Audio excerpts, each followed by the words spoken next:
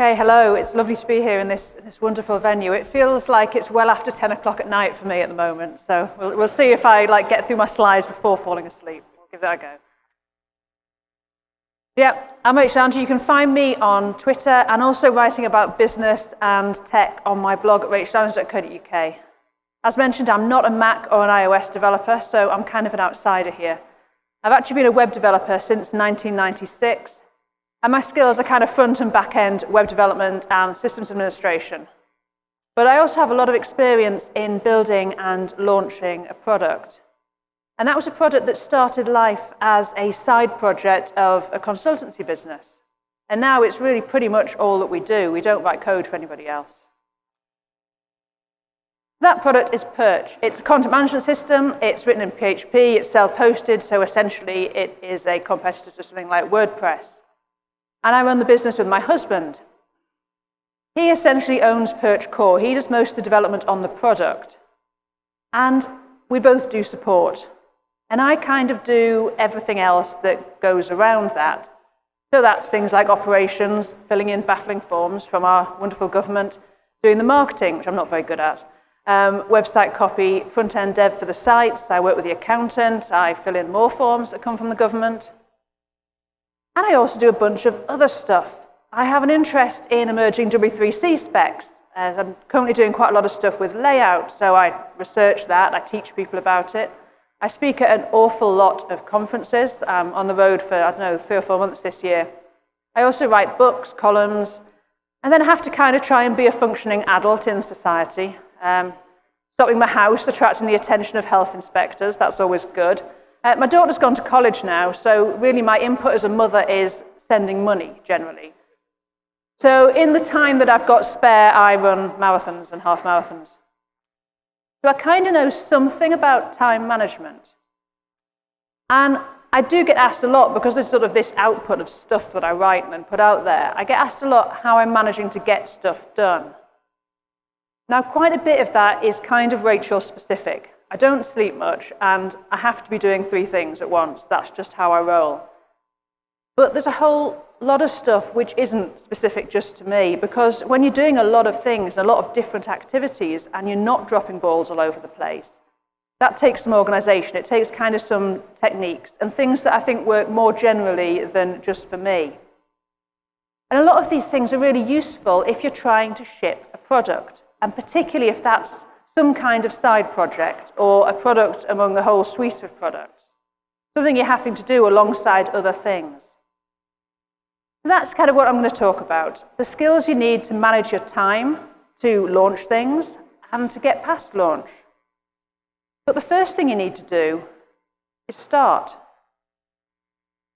Because when I'm at all these conferences that I go to, I talk to people, and they know that I've launched a product, and they tell me their ideas. They tell me about all these things they'd like to build. Sometimes they tell me about things they have kind of half built. And they want someone to tell them that it's worth investing the time, that it's going to work out. You know, they should do it because it'll work.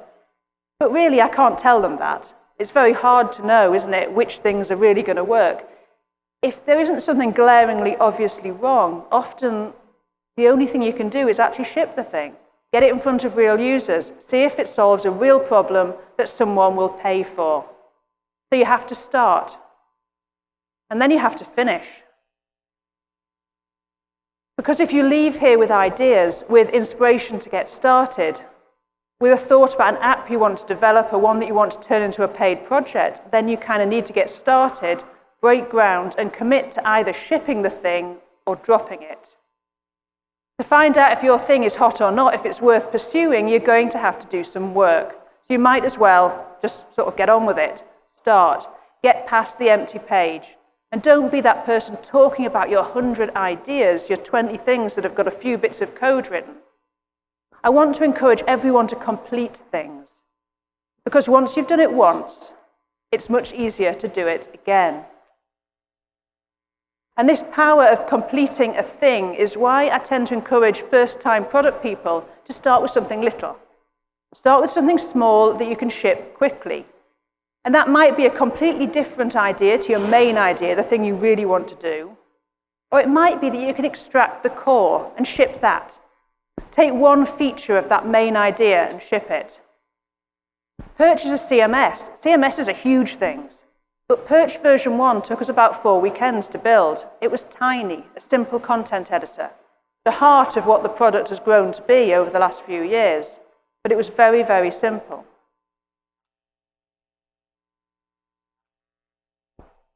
So you're going to come home from this conference, and you'll be really excited about getting down to work, because conferences do that. And so maybe at the weekend, you'll get down, you'll start working on something, you'll get loads of stuff done. It'll be really exciting. But then you have to go back to work, or you have to get on with that client project that's paying the bills or whatever, and you lose momentum. And then the next weekend comes around. You think, oh, I'll do some work on it now. And then you've got to do a bunch of chores, and your partner's saying, hey, you were at that conference, and then you came back and you worked on this thing, and then you haven't done anything with me, and we're going to go out. And you're like, okay. And then another weekend rolls around, and you haven't kind of done anything with the thing you were working on. I imagine that sounds familiar to everyone. We all have these bursts of enthusiasm, and then things get dropped. So how do we actually make time to make meaningful progress? It's really easy to feel that our lives are packed full. We're so busy, we must be the busiest person ever. But we find time for those things we place importance on. Finding the time often relies on having a goal that is meaningful, something that's important to you, a goal that's valuable enough to make a priority in your life. If you constantly don't have time to make progress on your project, you sometimes need to take a reality check. Is this something you really want to achieve? Or is it something that you kind of just thought was a good idea and might make some money and maybe you should go for it? If it really is important, then you need to find a way to move forward, fitting it in with the other stuff you need to do. Whatever those things are, whether that's to your employer, to your clients, to the people you share your life with. How do we do that? I talk about this sort of idea of first-class citizen quite a lot. I think it's really important that our projects become as important as the other things that we do. And that means if you're a freelancer working for clients, then your project should be given the same amount of attention and care that you'd give to a client project. Even if it only gets half a day a week, even if it just gets a Saturday morning, schedule that time so it can't get pushed out by other things you're busy with. Because you wouldn't just not do a client project because, the television looked interesting. And you wouldn't just bail out on your employer because your friends came round for coffee. So don't do that to your own stuff. Don't treat them like hobbies.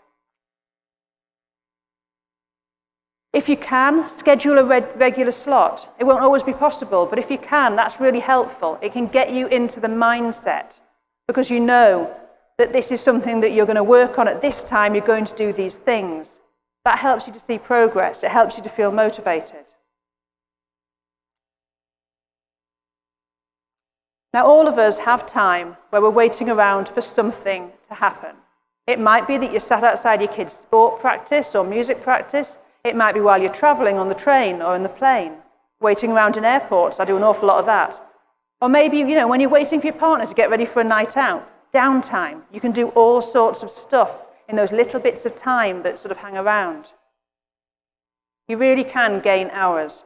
Totally off topic, I've got a first-class honours degree in religious studies, which I did for fun. And I did it by distance learning in the UK. I did all of the work, all of the reading, all of the research, while sat outside my daughter's ballet classes. She's now at dance college, so that kind of worked out well.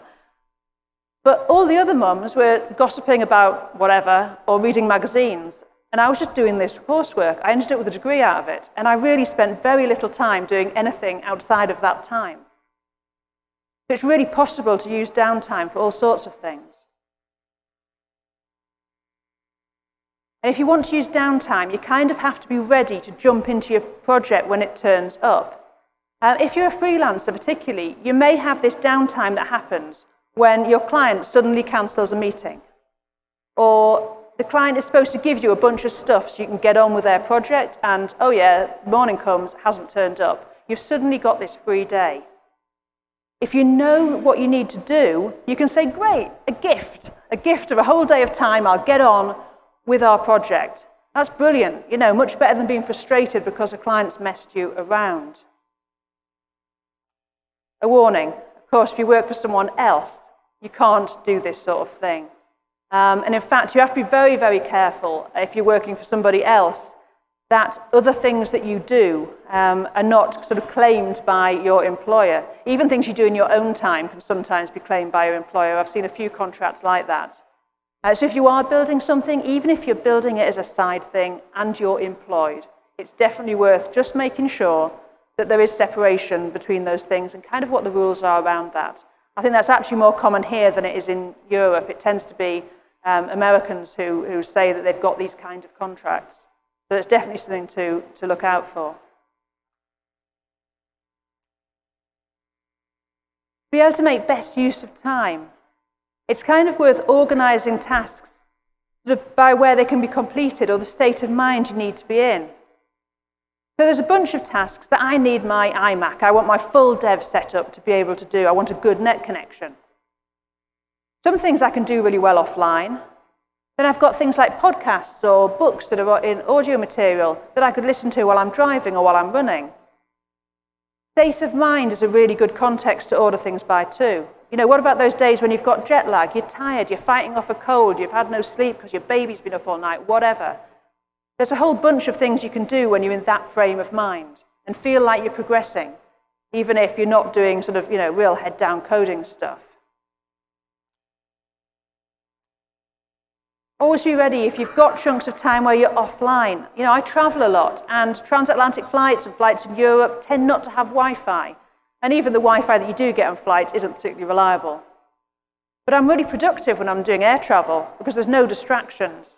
But you need to be really well set up. I do a lot of my writing on planes, so I make sure I've got all the research needed saved in some kind of offline mode, in Pocket or in Evernote, or just as a saved HTML page. I make sure I've done things like updated my Vagrant boxes so they don't immediately try and update things. And I've done a git pull on any code that I need. This is a tool called Dash for iOS. There's a desktop version too. API Docs browser. You download data sets, and then you've got docs available to look up when you're offline or on really slow internet connections. You're not having to do searches and wait forever for something to come back just to look up some function. Really like Dash. We actually rebuilt all of our documentation as Markdown files, and then we build them using a static site generator. Mostly because I work on aeroplanes. So I do a git pull on our docs before I get on a plane, do 6 hours work updating documentation, get to the hotel, do a git push, send it all back. That's a really good way for me to get things done. You need to optimize for your situations. A lot of the productivity tips you'll read, they're fairly generic and they suit some people and not others. Think about how you can make the things you need to do suit your life, the way you live your life, the things that you're doing. And even when you're at your desk, if your available working time on your project is limited, you don't want to burn it all up messing around with your development environment or just switching into the product. So for me with Perch, one of the things I do might be PHP development, but an awful lot of my time is spent actually just writing tutorials and creating these videos. And where I procrastinate is in getting set up to record the video. So I have to set up a Perch install with some content in and things to get going. So I wrote myself a little Vagrant build. I can Vagrant up that virtual machine, and it's a Perch install all set up with content, so I can get straight on with doing a tutorial. That stops me messing around, stops me procrastinating around a point that I know that I will do that. Now, I am the worst person in the world to give this advice. I run off down rabbit holes constantly. I'm interested in like everything. Anything that comes across my plate, I'm like, I could do that. Look at that. That was really great. So, do as I say, not as I do. You will have to pass up opportunities to meet your goal. You need to think about whether attending that event, making that business trip, or reading that book is going to actually help you make progress. My friend Amy Hoy coined the term entreporn. This is, the reading of exciting success stories, and we like to read those so we can live out the fantasy of software success, rather than working on things that will help us create a sustainable business. Now, this stuff kind of sets up unrealistic expectations. It's the unicorn businesses. But even things that are pretty realistic aren't useful to you if they're not about your stage of business or just the next step, or they're not about a market that's like yours. So look for reading material that actually is actionable and stuff that's relevant to the sort of business you're in.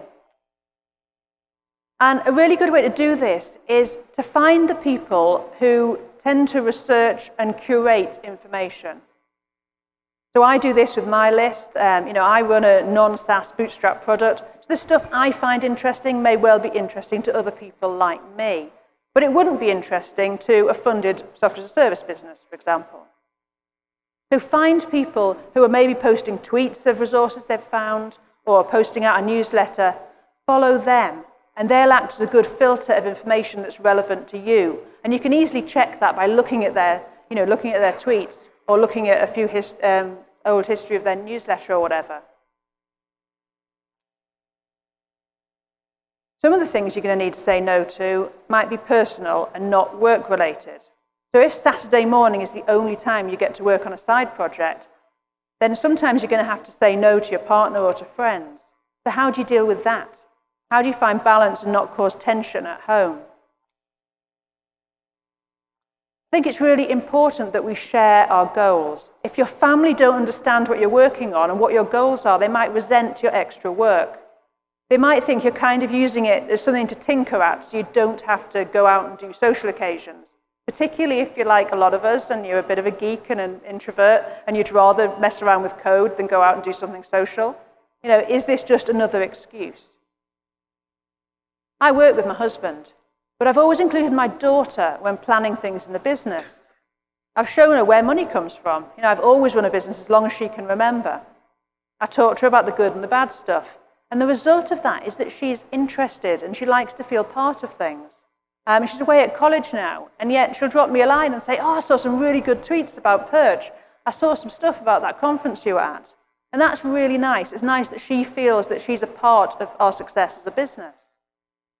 So share what you're doing with them, help them feel involved, and help them also to feel this isn't something that's going to burn up all of your time forever.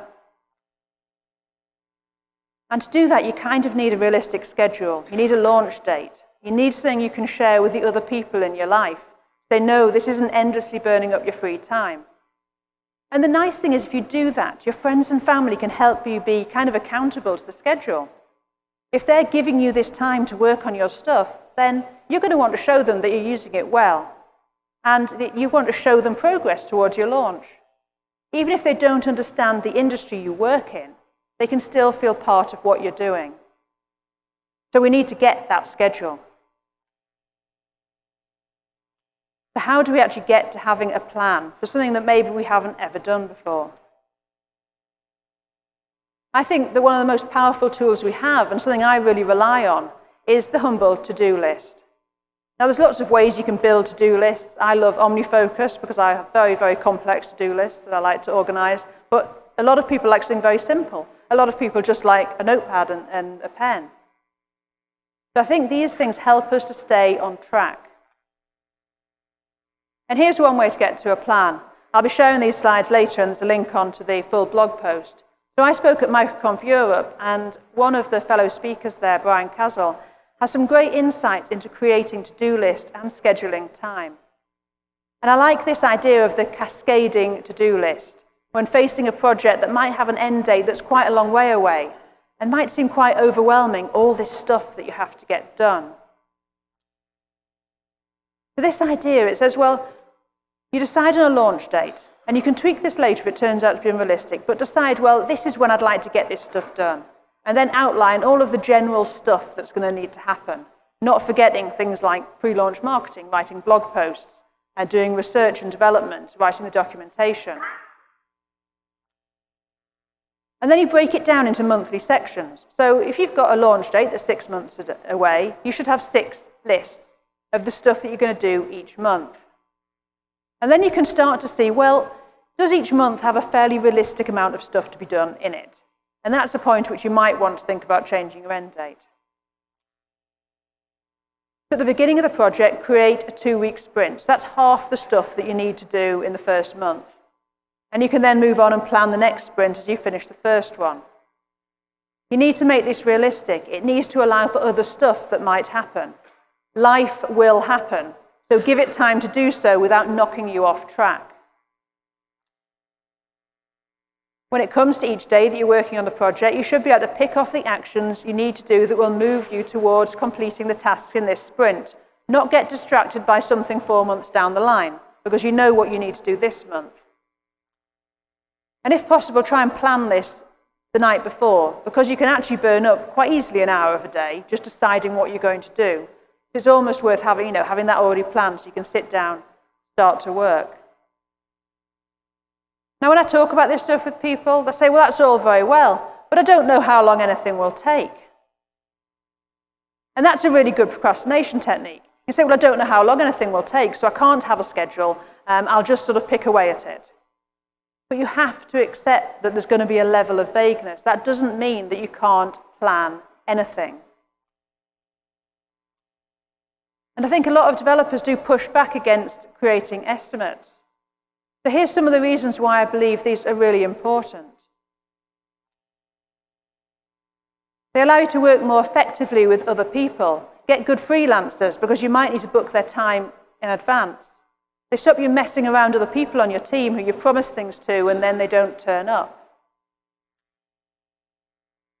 They let you do things like book launch advertising or take advantage of an industry event that'd be really great to get your product out at the same time as.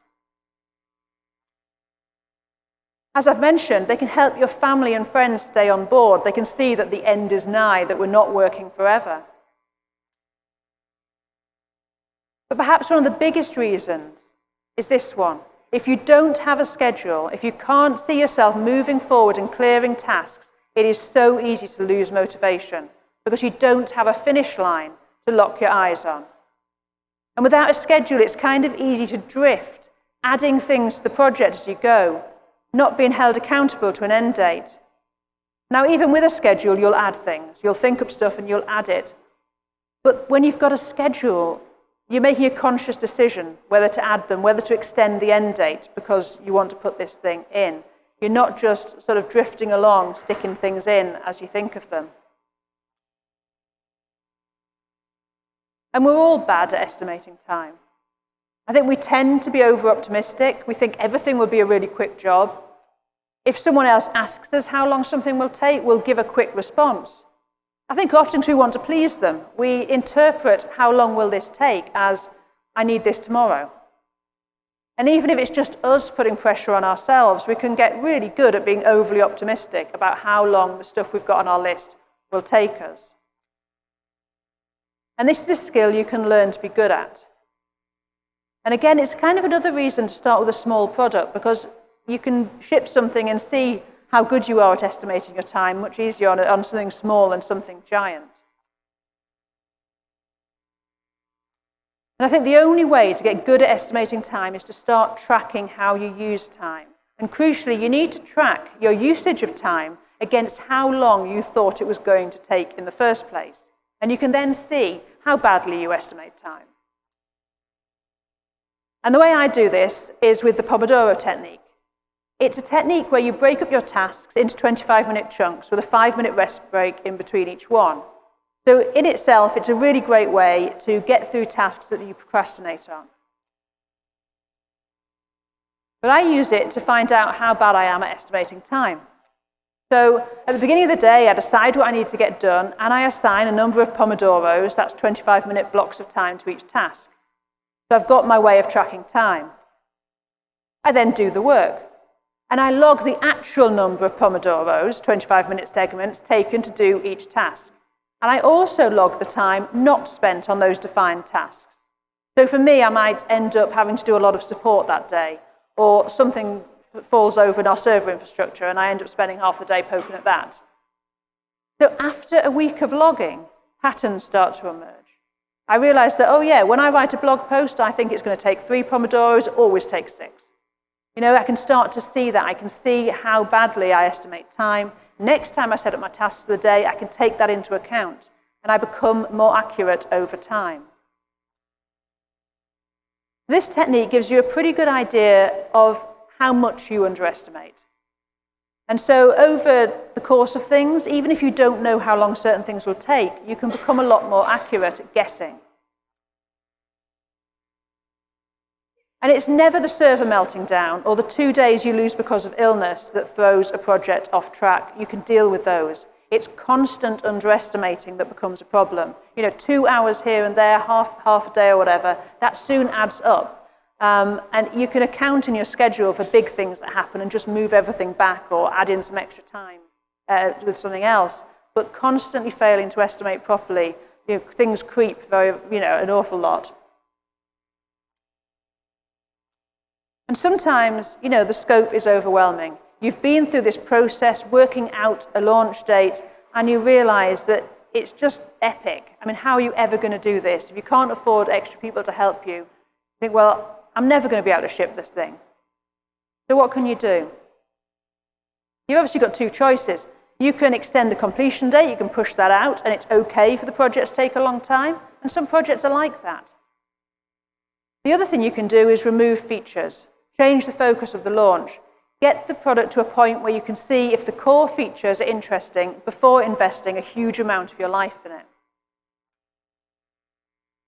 Because it really is the case, the longer the project runs, the less likely you are to launch it. We've done it. We had a project that we were going to launch before Perch. We were working on a bug tracker. Every developer works on a bug tracker at some point. We had one. We never launched it. And I think we worked on it for about 3-4 years. Never, ever got it out the door because all we could see was this huge thing that we had to build. And we just never got it to a point that we felt we were happy with shipping it. And it's one reason why we built Perch in 4 weekends, because we knew the danger of not getting something out. So my preferred option is always to remove things. Make the scope smaller. Ship something small, test the water, see if doing the rest of the work is worthwhile. See if your vision for the product is aligned with what people really need. If you're building something that solves a problem that you know well, you'll be blinded by all of the edge cases, all of the corner cases, all of the things that only 1 in 100 users will ever need. But your version 1 doesn't need to solve all of those problems. If you can identify the core problem you're solving, you can then push back on all of the other things that you think are requirements. Because your version 1 just needs to solve a core problem. It might not solve it for everyone, but hopefully we'll solve it for enough people who are willing to buy the product, even if it isn't 100% a solution. So with Perch, the problem we identified was that often a web designer would build a static site, HTML and CSS, and just before launch, their client would say, I'd like to be able to edit the content on the homepage. And to use something like WordPress would mean kind of rebuilding the site as a theme. So Perch version 1 was a drop-in CMS. Install Perch, add a tag, refresh the page, edit the content. That was really all it was. We couldn't do image resizing. You could upload an image, but if your client uploaded, an 8,000 pixel wide JPEG, that's how it stayed. It didn't have new page creation, didn't have a developer API, it didn't have masses and masses of stuff that we thought should be in a CMS, even a simple one. But it was enough. People bought it, and we could then figure out what we needed to add. As long as you sell your thing properly, describe what it actually does now, people don't feel shortchanged. Your customers don't know about all the missing things that you know about. If it works for them, if it solves their problem, they'll be happy. So the application I'm actually presenting with today is an example of something where there's a big missing feature for me, but it still works really well. This is DeckSet. It's a presentation tool. It takes a markdown file and turns it into slides. That's brilliant for me because I write all my stuff first and foremost as a long-form essay because I think by writing. So I write in Markdown. I can then start messing around with it and turn it into a presentation. Brilliant. Started using it and then realized, what? I can't create my own theme. So I've got a presentation tool. I've got to use one of their themes, their font choices. But otherwise, it's completely perfect for the way I work. But I've managed to accept that because it's so good at what it does. And for an awful lot of my presentations, it's fine to use their choices. The tool is good enough to counter what you might think of as a showstopper. So you get to launch, and people like your thing and they buy it. And you think, yay, I can chill out a bit now, I've got here. And now you've got a new problem because you've got customers. And things can get even busier. When we launched Perch, we started to help people in support. It was really exciting that people liked our thing. And then they started to ask for features. And oh boy, did they ask for features, because there was an awful lot of things actually sort of missing from the product. And it's worth saying that it took us a long time to get Perch to the fact when we were working on it really full time. It took about 4 years. We went from launch day of Perch, we launched Perch and went straight back into our client work. We were still 100% consultancy. And the worst bit really was when we were 50-50. 50% client work, 50% Perch. We were being dragged in one direction and another. So we really felt split between two things, and we lived that for quite a long time. What really saved us is the thing that I mentioned earlier, the product being a first-class citizen. As you get more customers, as you get more users, you should be able to give the product more of your time. Whether that's by taking on fewer consulting clients or even going part-time on a day job. And as I've grown the product, we've learned a few things.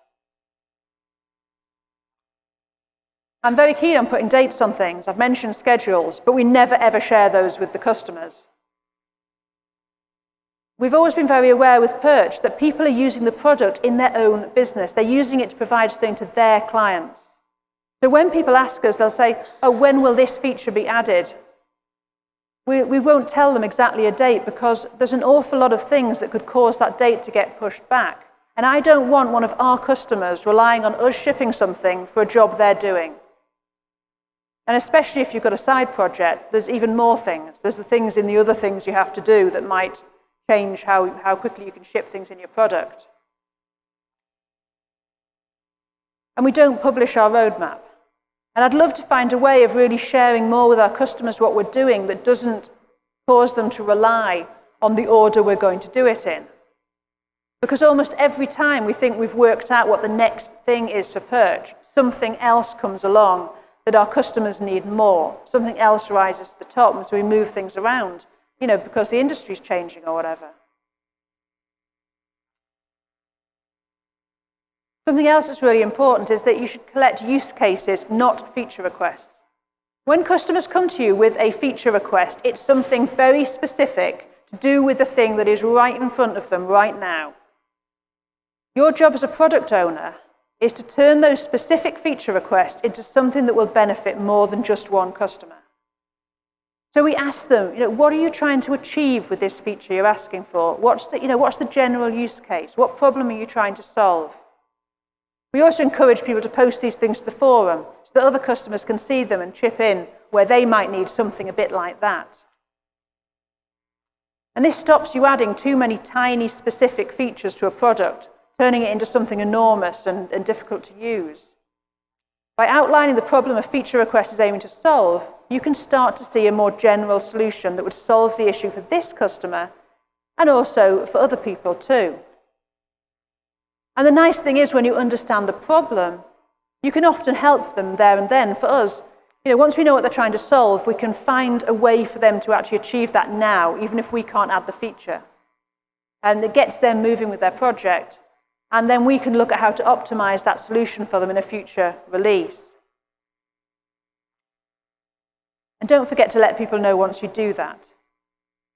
Go back, find that customer. Even if they moved on because they've solved the problem, they'll be really, really pleased to find out that you kind of took their feedback seriously and you added something to your product that they wanted. It's always great fun to go back to customers and say, hey, look, we've done this. That's there in the product now. And I know this tip is harder for those of you who sell through app stores, but if you can do small incremental updates to your product, you save yourself a lot of stress. Small updates mean fewer bugs get introduced, but also it's less of a learning curve for customers. They're less likely to all turn up in support because they're struggling to use the thing because there's been so many changes. And also new releases of things do give you that marketing boost. You can say, hey, look, a new version with all this new stuff. But while you're adding things, do take care to protect the core use case of your product. As I mentioned with Perch, the core thing for Perch was just that it was this drop-in editor. It did a simple job of allowing people to quickly edit content. Perch has grown, all over the place since we first launched, but you can still use it in that simple way. And I reckon about 50% of our customers, that's all they do, this very, very simple use of drop it in, edit some content. And I think this is somewhere where small teams can do really well. It's easier for tiny teams to protect the core use case than it is for larger teams where lots of people are throwing their ideas in and trying to move the product in different directions. Drew has control of Perch Core. There are things that I keep asking for which don't get added because he's really holds the reins on that. And as a final word of advice on features, for Perch, we only ever hear from around 25% of our customers in support, and only 10% of customers ever raise more than one sort of support request. So the customers who are regularly offering feedback, the customers who are in support talking to us all the time, the people who are always going on at us, actually may not be representative of the sort of wider customer base. So it's very easy to feel sometimes that everyone is after a feature, and then you look and count the number of people who have asked for it, and it's 2 people who just ask for it all the time. So sometimes you have to say no. And that can upset people. I've had nasty emails to my personal email account because of features that we've pushed back on. Really bizarre. We get told that we're idiots by customers because we've not implemented something that they believe is, completely obvious. But your customers obviously don't see the big picture that you do. And that happy majority of customers can often be completely silent unless you actively get out there and seek their opinion. And even then, getting feedback from happy people is really, really difficult. So it's the end of the day, and I'm coming to the end of my thoughts on how to do more, how to fit things in, how to ship great stuff. But I want to leave you with this note, and it's a reminder to me, the ever so busy person always, a reminder to me just as much as anyone here. Don't fix so hard on your goals that you forget to enjoy the path towards them. Because the only failure is if you don't learn from and enjoy the things that you're doing every day, the things you're doing on that path. Don't forget that amongst all the doing, all the lists, all the schedules, the shipping of stuff, that this is your life. And we're very, very lucky, those of us that can build stuff out of nothing. We can create things of use or of fun and joy. And we should remember to enjoy that process just as much as the days when we ship a release. Thank you very much for listening. My slides are at that link.